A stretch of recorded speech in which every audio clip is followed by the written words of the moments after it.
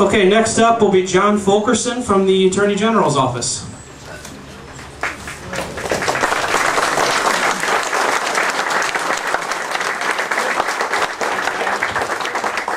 Dan, you get the hammer. I'm gonna get the hammer? Yeah. In case you run over.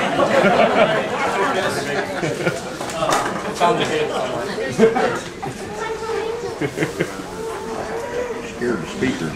Thanks for sticking around this long this afternoon. I think maybe it's a good thing for me coming out and saying a few words. The sun is maybe going to come out now. I'm going to tell you a little bit about myself, a little bit about my boss, and a little bit about the big issue that we're all facing as gun owners right now. I am the happiest and luckiest guy in state government. I've worked for Democrats, Republicans, and for the last several years working in the Attorney General's office. I have another day job that I'm in charge of the Health and Human Services section, making sure we have honest doctors and dentists and pharmacists and that kind of thing. But I also get to work on gun issues, and I've really, really enjoyed being part of that. Never volunteer for anything in government. You never know. Someone said, does anybody know anything about this concealed carry stuff? Does anybody know anything about guns in our office? And surprisingly, a lot of lawyers are not always gun friendly. But I got involved with working for that, and I've continued that now through 4 Attorney Generals. The Attorney General's office has a lot of responsibility to make sure the concealed carry program runs smoothly, and that's my job. If you ever have a problem or an issue or a concern with a sheriff or a PATA or any kind of thing, call the Attorney General's office, ask for Jon Fulkerson or just the gun guy, and it'll get to me. And a lot of you have done that already, and we've talked a lot before. I'm glad to be here. I'm very glad to work for Richard Cordray. Rich has been a great Attorney General. He's a very smart guy, as opposed to some other Attorney Generals we've had in the recent past, who've been my bosses. One of the things he's been very good about is he's a quick learner and a quick study, and he's really delved into and learning a lot about the Second Amendment and how this whole process works. And I'm glad to work for a politician that listens to people. I was going to make kind of an announcement for him, but some things kind of stole our thunder. Rich Cordray signed on to an amicus brief in the NRA versus Chicago case.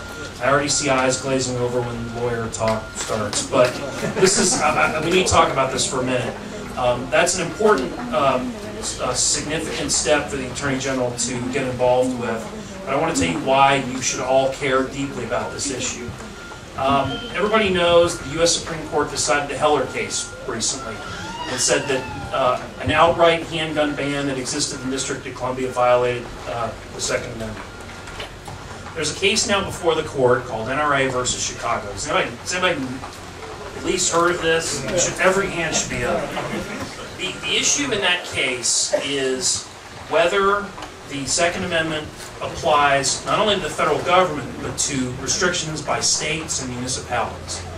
Why do we care about this? Well, it's a convoluted legal doctrine the court has gotten into for years called incorporation, where they said rights in the original federal Constitution were originally meant to apply to the federal government, not the states, and over the years they have incorporated those rights and made them apply to the states. Does anybody ever watch old episodes of Dragnet at all? Remember the old episode, like when they didn't need a search warrant in those days, and if they wanted to go look for evidence, they'd just kick in the bad guy's door and go looking for it? Well, in 1961, the Supreme Court said no. The warrant requirement of the Constitution applies to the states. If you want to search someone's home, you need a search warrant, etc., etc. And that is the issue before the court now. Rich Cordray, along with 36 other state attorneys general, have all told the Supreme Court through this brief, it's called an amicus brief, that this issue needs to apply to the states as well, and it should be incorporated. The Supreme Court hasn't looked at this issue in over 110 years, something like that. It's time they do it. It's time this issue go before the U.S. Supreme Court. We all want it to, and I think we're going to get good results if we can make that happen.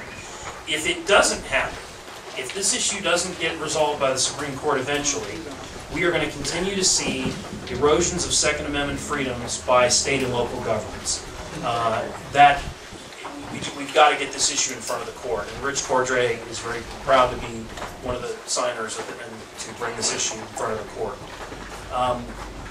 I said I wouldn't talk very long, and there's a lot more important people to talk after me. But I did want to share one story about the concealed carry law.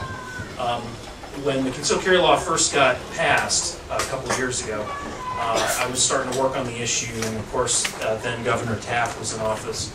And we had a lot of meetings about how we were going to implement some things, and the Highway Patrol folks were there. And there are a lot of people in government that don't really have positive Second Amendment issues. And we had a meeting, there was a meeting where we said, okay, what about this, there's this sign requirement in the law. We should try to comply with this thing and make a sign so everybody knows what this is all about. And somebody said, well, the governor has to approve that. So, you know, we made some sign, and it was going to go to the governor, and it was going to go to be approved by the governor. And we were all kind of nervous that, you know, it was going to be some giant, huge sign that would have to be on every door and everything, some big poster. What's that? That's what we need. That's right. Big ugly sign. Big and ugly sign. Well, it came back, the governor, we had the high-level meetings that happen in government where there's 20 people there and many departments involved. The governor wanted to change the color of the letters on the sign. So that sign got thrown in the trash, and I picked it up, and it's hanging up in my garage now. So, but guns are welcome in my house.